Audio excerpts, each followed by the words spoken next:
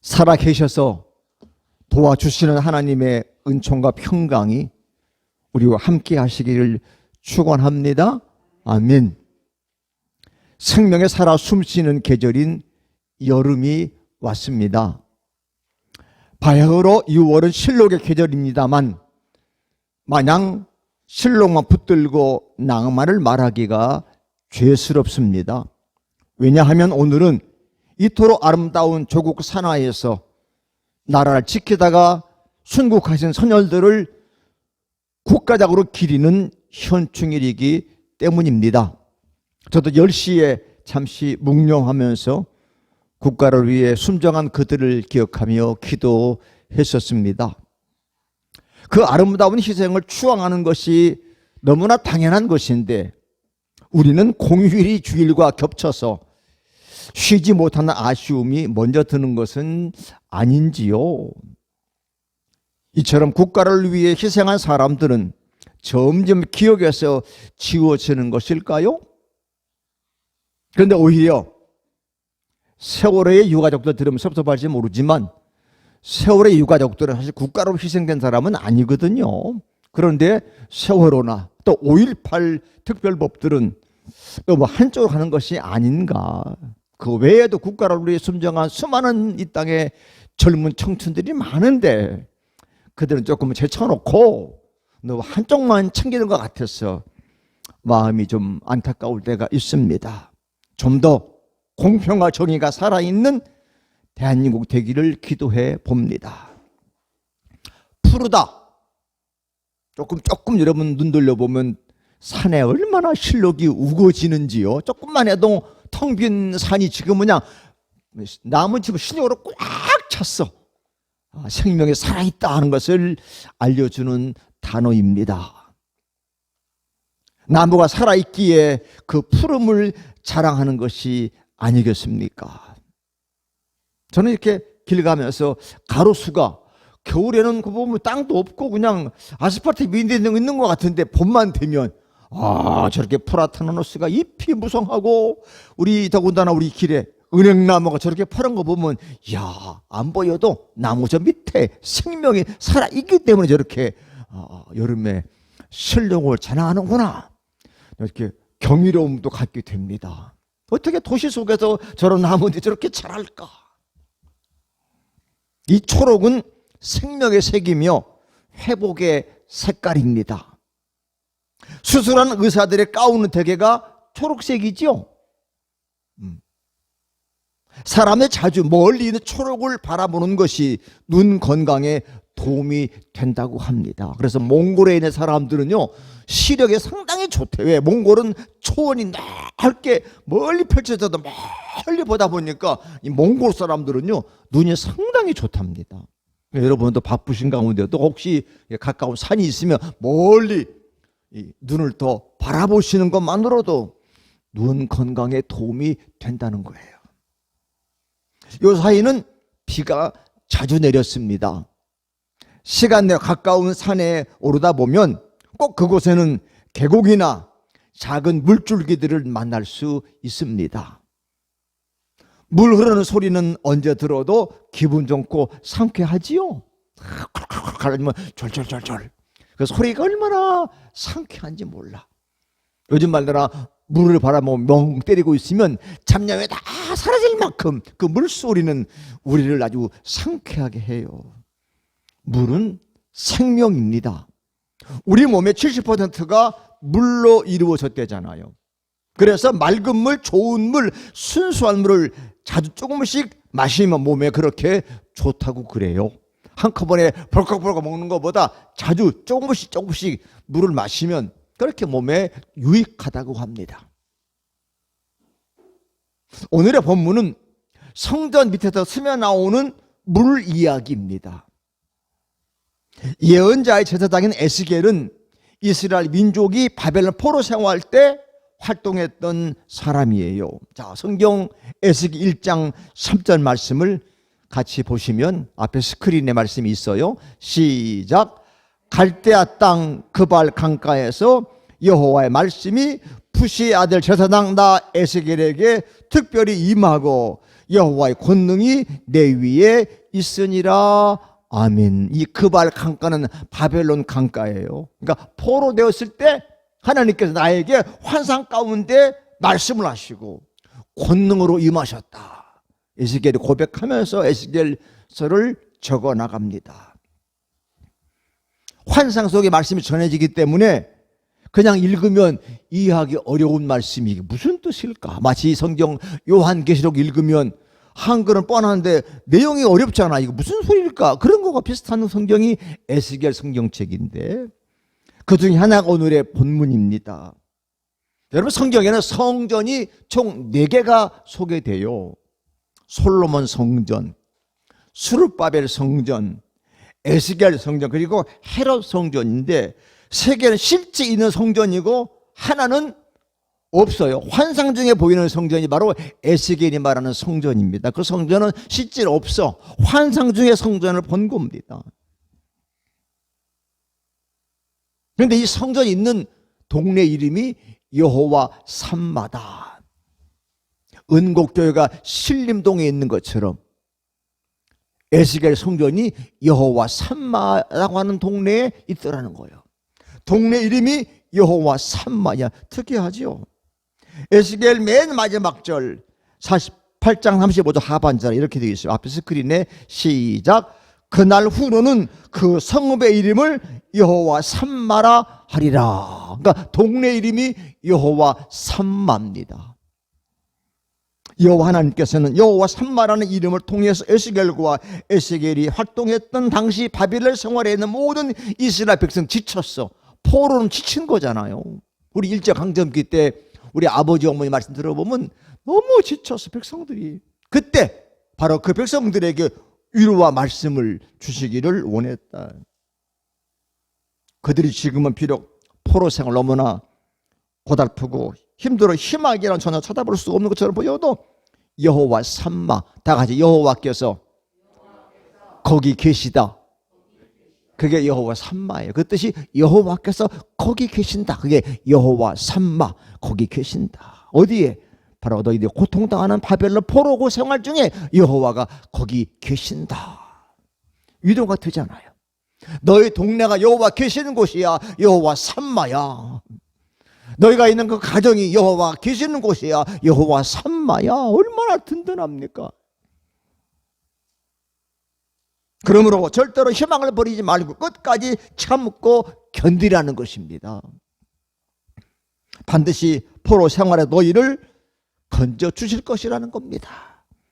그 약속대로 그들은 70년 만에 유다로 돌아와 성전을 재건하게 됩니다. 그 성전이 스룹바벨 성전입니다. 여호와 하나님께서는 그와 동일한 위로의 말씀을 여름을 여는 이 아침에 우리에게 주시고 계십니다. 코로나19 때문에 정상적인 일상생활, 정상적인 교회생활, 정상적인 경제생활을 하지 못해서 지치고 친 우리들에게 희망과 생명의 말씀을 주시고 계시는 것입니다. 오늘의 말씀을 쉽게 소개하면 이렇습니다. 성전에서, 성전 문지방에서, 문 밑에 우리 넘어 다니는 그 문지방에서 물이 조금씩 스며 나와. 그런데 물이 점점 차서 발목에, 무릎에, 허리에까지 차는 급기야는 헤엄칠 만한 물이 되어서 감히 건널 큰 강을 이루었다는 거예요. 조금씩 물이 스며 나왔는데 이게 환상 가운데 본 거예요. 이게 무슨 의미일까? 해석이라기보다는 적용하는 각도에서 은혜를 나누려고 합니다. 저는 이렇게 말씀을 적용해 보는 거예요. 인간의 많은 영역에는 발자는 정도에 따라 뭐가 있어요? 단계가 있죠. 단계. 뭐 계단이라고 하시지만 단계가 있어. 1단계, 2단계 이렇게. 그러니까 수준이라고도 하고 등급이라고도 하고 영어로는 레벨이라고 말합니다. 수준이 이렇게 있잖아요. 보통 우리가 초급, 중급, 고급 이렇게 얘기하기도 하고. 근데 이 단계는 앞으로 발전을 의미하는 거지요. 발전. 1단계에서 2단계. 자꾸 이제 단계를 올라가면서 발전한다 그러는 거잖아요. 물론 각 영역마다 표시한 단계가 다르긴 합니다.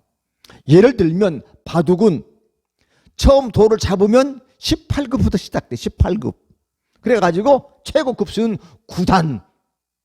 9단은 입신이라고 한답니다. 입신은 신의 경지에 이른 바둑이다. 9단은 다 그 정도야. 신의 경지에 바둑이 9단. 요즘 유명한 인공지능 알파고하고 이세돌 9단이 한번 붙었었죠. 이야, 세계적인 대국이야. 근데 이세돌이 한 번밖에 못 이기고 알파고가 4번 이겼어. 한 번 이긴 거보다 대단한 거라는 거지요. 그게 바로 이세돌이 9단이야, 9단. 이야. 요즘에 프로 바둑 선수가 되면 바둑 두면서 돈 벌잖아요. 이기고 지에 따라서 이제 바둑에 개런티를 두고 바둑을 둡니다. 그렇다면 신앙은 어떤 단계가 최고일까? 신앙은 어떤 단계까지 가야 될까? 바둑으로 말하면 구단은, 신앙의 구단은 어딜까? 사도 바울의 편지를 읽어보면 그리스도의 장성한 분량까지 충만한 데 이르는 거다. 머리 되는 그리스도까지 자란, 다시 말하면 주님처럼 되는 거야. 이야, 쉬워요, 어려워요? 그러나 주님은 주님처럼 될 수 있다. 하나님은 내가 거룩하, 너희도 거룩해라. 거룩하면 주님까지 올라간 거예요. 할렐루야.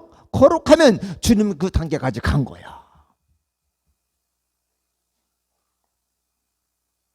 오늘의 주인공인 에스겔은 어느 순간 그가 나를, 그는 하나님의 천사가 다 이끌고서 성전 문에 간 거야. 끌려서 환상 중에 갔더니 그 문에서, 문지방에서 물이 쫑쫑쫑씩 스며 나오는 거예요.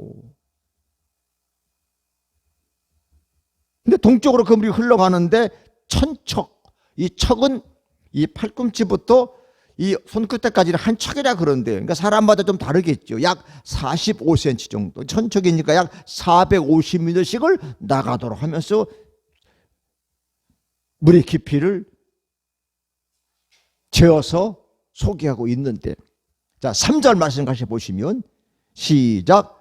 그 사람이 손에 줄을 잡고 동쪽으로 나아가며 천척을 측량한 후에 내게 그 물을 건너게 하시니 물이 발목에 오르더니. 첫 단계 뭐냐? 다 같이 발목에 오르는 단계. 물이 자박자박 발목까지 찼어. 기억나 되겠지? 느낌 오죠? 느낌. 하여튼 시내가 가면 이제 발목에 물이 자박자박 오잖아요. 사람은 직립보행하는 존재예요. 이렇게 똑바로 서서 걸어가잖아요. 두 발로 일어서서 걸어 다닙니다. 때문에 발목이 상당히 중요합니다. 발목이 튼튼해야 잘 걸어 다닐 수 있어요. 그래서 우리가 나이 들수록 왜 체중을 자꾸 빼라 그러느냐? 발목은 똑같은데 상체가, 이 몸이 무게가 많이 나면 발목이 그걸 견뎌야 하니까 힘들잖아요. 마치 택시가 큰 짐을 싣고 다니는 것 같은, 그러니 발목이 튼튼해야 된다는 거예요. 요즘같이 코로나로 성전에 모이는 숫자가 제한적이긴 하지만 일단 모범적인 성도는 열심히 걸어서 성전에 나오는 사람입니다. 문제방에 닳도록 드나든다는 말도 있잖아요. 자꾸 드나드는 사람이 발목이 튼튼해.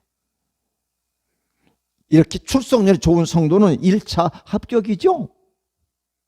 일단 학생들도 학교 잘 다녀야 된대잖아. 요즘에 잘 못 다녀가지고 요즘에 우리 학업 성적이 조금 낮아졌다잖아. 그래서 가을 학기부터는 전교생을 다 출석해서 학력을 올려보자 그런대잖아. 그럼 학교를 자꾸 드나들면 한 길에도 한 길이가 흘리는 것 같아도 그래야 성적이, 실력이 잘 나가잖아. 자꾸 들어야 되니까. 자꾸. 요즘 그거 보고 출석 체크를 출첵한다 그러면서요. 자꾸 열심히 교회에 출석을 해야 돼. 뭘로? 걸어 다니는 발목으로.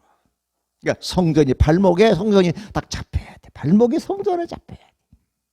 특히 거룩한 주일에는 그래야 돼. 그 주일에는 발목이 어디로 와야 돼요? 성전으로 와야 돼.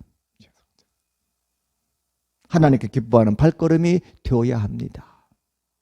그래서 복이 있는 사람은 악인의 꾀를 따른다는 말이 뭐예요? 걸어서 따라가지 않는다는 얘기죠. 죄인의 길에 서지 아니하고 죄인의 길에 발목으로 서 있으니까 의인들은 죄인의 길에 걸어서 가지 않는다. 다른 데는 바쁘게 잘도 다니면서 유독 교회에 출석하지 못하는 성도는 아직도 1단계에 머물러 있는 사람입니다. 발걸음이 힘차고 자유로워야 다음 단계 나아갈 수 있는 것이지요. 여러분, 물이 발목에 차면 걸어 다니기 용이하죠. 그 정도는 좀 더벅더벅 걸어 다닐 수 있어요. 즉 내 마음대로 걸어 다닐 수 있다는 겁니다. 하나님의 말씀과 성령 영향에 자유로워서 자기 마음대로 자기 생각대로 살아간다는 거예요. 쉽게 말하면 겨우 교회당에 다니는 정도의 신앙이라고 하는 것입니다. 이 단계를 뛰어넘어야 되게 2단계 2단계자 4절 상반절인데 다 같이 시작. 다시 천척을 측량하고 내게 물을 건너게 하시니 물이 무릎에 오르고 2단계 다 같이 무릎에 오르는 단계. 물이 이제 무릎까지 온 거예요. 무릎까지. 물이 무릎에 차오를 정도면 물이 어느 정도 우리 몸에 영향을 받지요. 물의 영향을. 여러분 냇가에 가는데 물이 무릎 좀 오면 바지가 이렇게 걷어 올리면서 가면 아무래도 좀 물의 영향을 받아. 그렇죠? 물살이 좀 세면 이거 장난이 아닌데 몸 잘 가누어야 돼. 안 그러면 그렇죠? 비틀거릴 수 있어. 이 무릎 정도만 와도 물의 영향을 받는다. 여러분, 무릎은 우리 몸의 관절 중에 가장 큰 관절이 무릎에 있어요. 제가 무릎을 다쳐봐서 알잖아요. 이 무릎이 얼마나 중요한지. 네? 무릎이 튼튼해야 몸을 지탱할 수 있습니다. 나이가 들면 많은 사람이 퇴행성 관절염으로 고생하는 대개다 이 무릎에서 시작되죠. 무릎에 관절염이 제일 많아. 노인네들이 무릎이 아프다고 조금만 걸어가면 앉아야 되고 지팡이 지퍼기 다 무릎이 오래 쓰고, 또 우리 한국 어머니들은 쪼글틀에 앉고 반일 농사이면 쪼글틀에 앉다 보니까 무릎이 많이 망가져서 무릎을 힘들어 하지 않습니까? 그만큼 무릎이 중요해.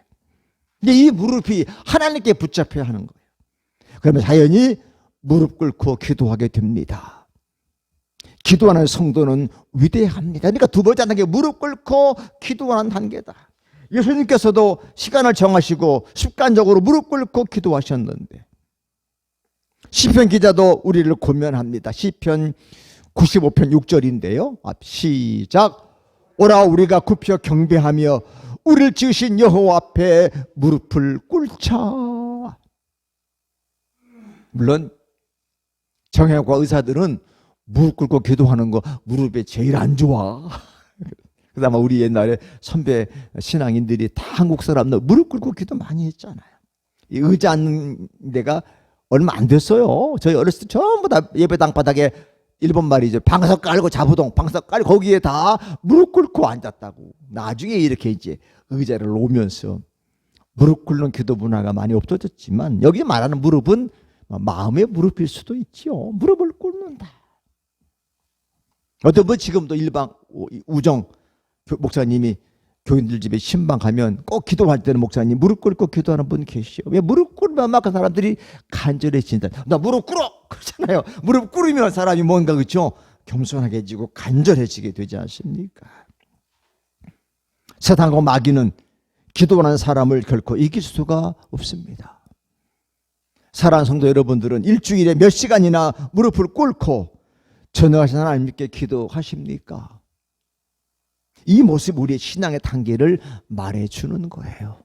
많이 무릎을 꿇는 성도는 신앙이 2단계에는 충분히 넘어서 있다. 아직도 무릎 꿇고 기도하는 게 좀 부족하다. 아직도 나는 이제 초보 2단계에 있다고 보는 거지요.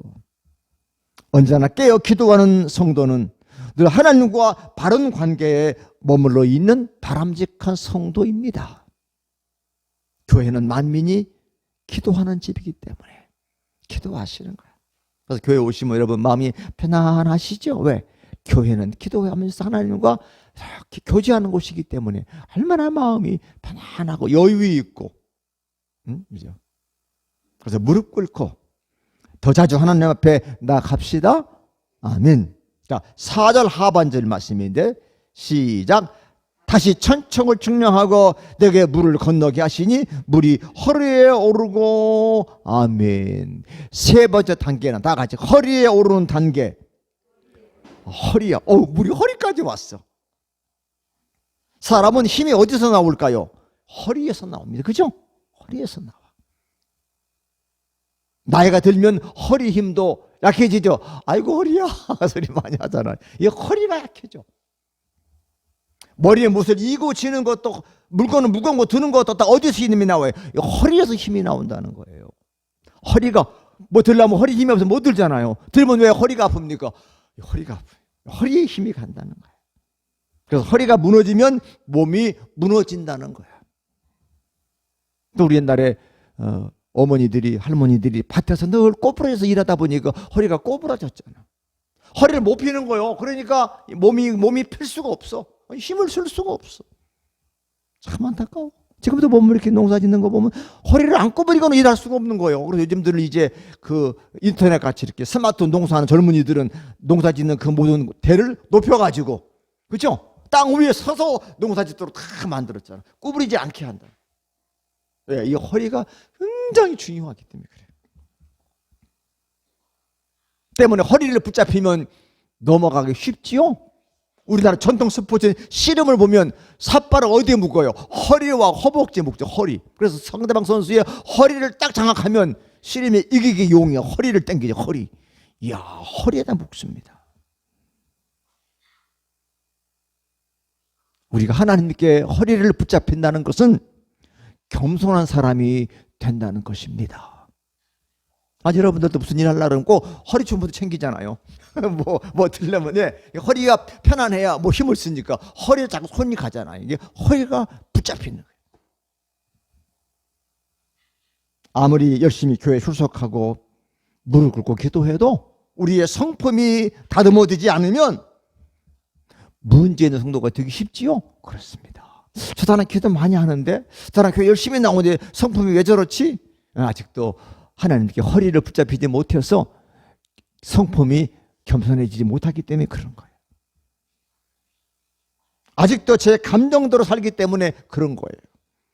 그래서 예수님처럼 온유와 겸손을 배워야 하는 것이죠. 이 온유와 겸손을 놓치게 되면 시기, 미움, 질투, 다툼 등 문제가 많이 발생하는 거거든요. 그러므로 물이 허리에 찼다는 말은 허리를 굽혀 겸손하고 온유하게 하나님과 다른 사람들을 사랑하고 섬긴다는 말입니다. 특별히 겸손하게 인사할 필요가 있으면 허리를 어떻게 몇 도 굽힌다고요? 90도 굽혀 인사한대잖아요. 허리를 굽힌다는 게 겸손하다, 섬긴다, 그런 표시입니다. 이쯤 되어야 교회 일원으로 교회 충성한다고 말할 수 있는 겁니다. 하나님의 백성들은 주의 성품을 닮아 진실하며 선은 행하고 공의를 세우는 일에 힘쓰는 사람들입니다. 그들의 이런 모습 보면 그들이 다 하나님의 백성, 누구든지 저 사람 하나님의 백성이다. 네, 겸손하게 섬기는 거 보니까. 자, 사도 베드로의 권면을 듣습니다. 베드로전서 5장 5절 하반절 시작. 다 서로 겸손으로 허리를 동이라. 하나님은 교만한 자를 대적하시되 겸손한 자들에게 은혜를 주시느니라. 겸손으로 허리를 동이라. 분명하게 얘기하잖아. 허리를 동이면 겸손하는 거. 겸손의 허리를 동여매라. 그럼 하나님께서 은혜를 주시오. 왜? 겸손하니까. 교만한 자는 물리치신다. 그게 바로 허리입니다. 자, 이제 마지막 단계에 왔어요. 5절인데요. 5절 시작. 다시 천척을 측량하시니 물이 내가 건너지 못할 강이 된지라. 그 물이 가득하여 헤엄칠 만한 물이요 사람이 능히 건너지 못할 강이더라. 아멘. 마지막 단계, 다 같이 헤엄칠 만한 단계.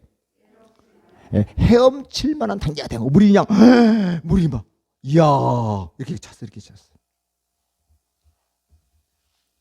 이 마지막 단계는 온 몸이 완전히 사로잡혔다. 어디에? 물에.